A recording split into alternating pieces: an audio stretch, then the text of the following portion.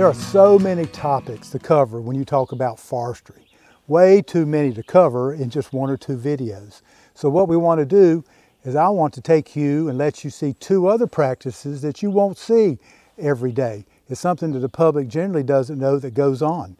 Two practices. One is undercutting, and we're going to go visit Bobby at the Claridge Nursery in Goldsboro, North Carolina. This certainly is an impressive stand of young loblolly pine seedlings. Good dark green color, weed-free, and what a great density too. It really look good. Would you mind pulling up a few of them and telling us about them? Sure. These are considered 1-year-old loblolly pine, bare root seedlings. They were planted the 1st of May and will be ready to harvest at the end of November. Now, has anything been done to them here in the nursery? Besides normal cultural practices, we have just finished undercutting this bed, and we have undercut the length of the root to 6 inches. Now, I'm not familiar with the term undercutting. How do they do that? So that is basically a flat blade that runs under the bed in a reciprocating fashion and cuts the length of the root off. Otherwise, the root would be 8 or 10 or 12 inches long. So if you hadn't have undercut these roots, Yes, been sir. that long? That's almost impossible to get in the ground, especially if they're hand planted or machine planted. Exactly, and that's the purpose for undercutting, Well, for that's ease of planting. Beautiful, beautiful seedling. Right tree root length, good green top. I would be happy to have that on my own property. Bobby, thank you very much. Thank you.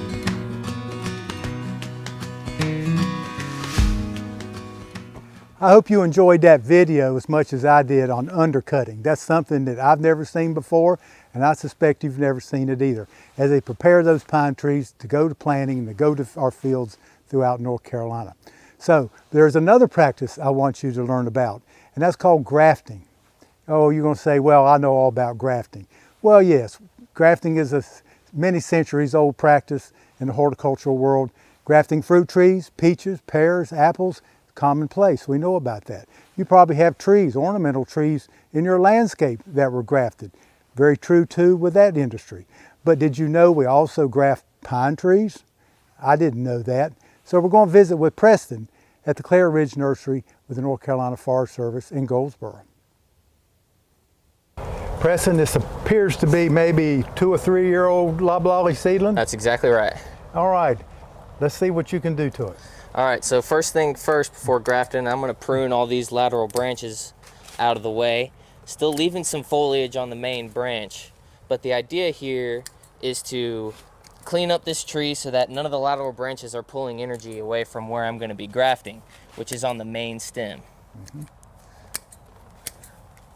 All right, that's about right. Okay, then the next step would be to find yourself a nice compatible piece of scion material is what it's called, that I would be using to graft, and kind of find a place on this rootstock that seems to be relatively the same size, which would be below this whorl of branches. So I'm gonna clip this out of the way. This is where I'm gonna be grafting onto, and then pull the foliage away.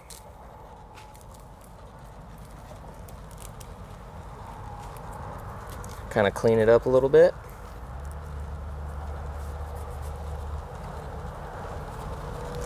All right. Now, where did the scion come from? Where did you get those from? So this piece of scion material is actually from an orchard that's about halfway established. So we have some trees that are 3-4 years old, but and have enough lateral buds that I can collect material from.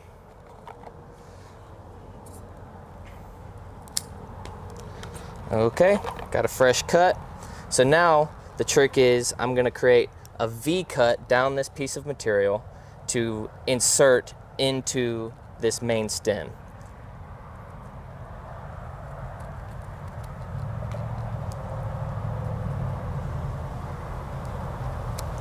Like so, always making sure to keep my knife cleaned with isopropyl alcohol. That's your disinfectant. Disinfectant, exactly. So I'd take this piece of material,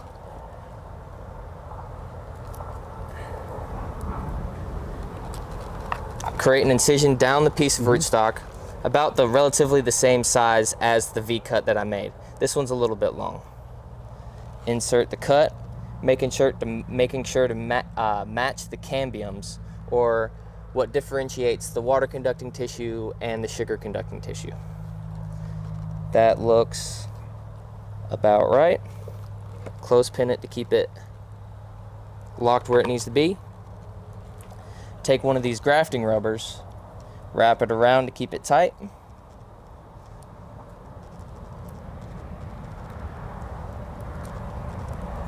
That'll be all right. Making sure not to pull it too tight, not to girdle the tree.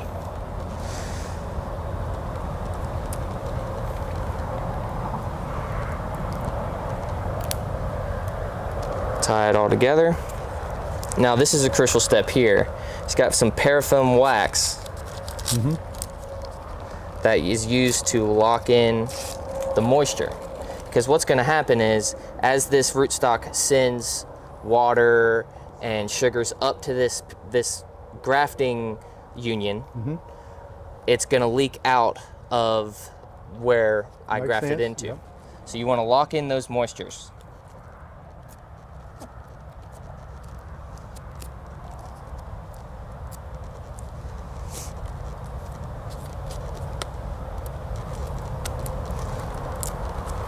And that's it. It's fascinating. It's the same practice we use in the horticultural world on apple trees and fruit trees, this grafting, but I've never seen it done on pines before. So you've got a skill here. Tell me about your educational level. Okay, so I graduated from NC State with a 4-year degree in plant biology, or botany, with the focus more on dendrology, which is the study of trees. So it translated really well coming to work for the Forest Service. Well, you obviously have a great skill, knowledge base to go with it too. I love seeing something like this. Like I said earlier, this is something that landowners get to see. They don't get to see this. They don't get to see the talent and skill it takes to bring these trees to their property. And thank you very much for sharing your skills today. Thank you. I hope you've enjoyed learning more about these topics like I have. There are so many topics like this and others to discover. If you have unanswered questions and want to learn more about how to manage your forest, go to the North Carolina Tree Farm website and look them up. I'm Rett Davis with the North Carolina Tree Farm Program.